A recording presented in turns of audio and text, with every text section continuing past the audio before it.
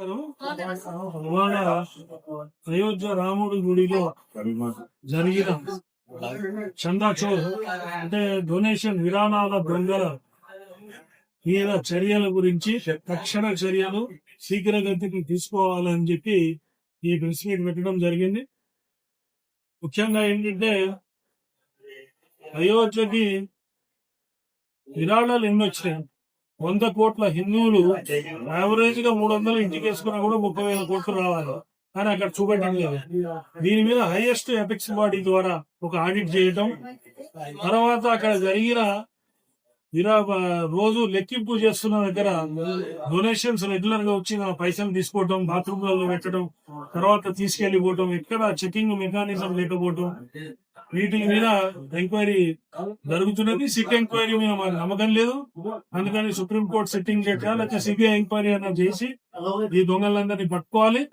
అక్కడ విల్లాస్ కట్టుకున్నారు, అయాసీ చేశారు, ఆ విల్లాస్ బిల్డింగ్ పోలేదు. ఇప్పుడు ఉత్తరప్రదేశ్ లో మనందరం చూస్తుంటాం, ఎక్కడ తప్పు జరిగినా 24 గంటల్లో బుల్డోజర్ వెళ్తుంది. మరి ఇక్కడికి ఎందుకు వెళ్ళలేదు అనేది ప్రశ్నిస్తున్నాం.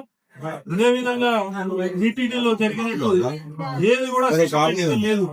టీటీడీ వాళ్ళని రేపు ఇంకా షిరిడి వాళ్ళు కూడా ఫాలో చేస్తున్నారు.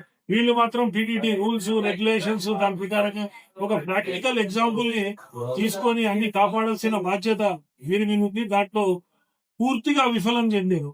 ఈ ట్రస్ట్ పూర్తిగా విఫలం చెందింది. ఈ ట్రస్ట్ ని ఏర్పాటు చేసిన వాళ్ళు ఈ దొంగతనానికి బాధ్యత వహించాలి. త్వరగా దీని మీద చర్య తీసుకోకపోతే ఇది రాష్ట్ర వ్యాప్త ఉద్యమంగా మారుతుంది.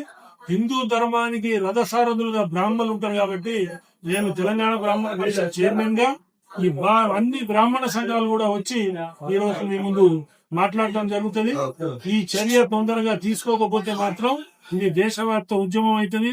మీ అందరికీ తెలుసు, ఒక ఉల్లిగడ్డల గురించి గవర్నమెంట్ పడిపోయినాయి.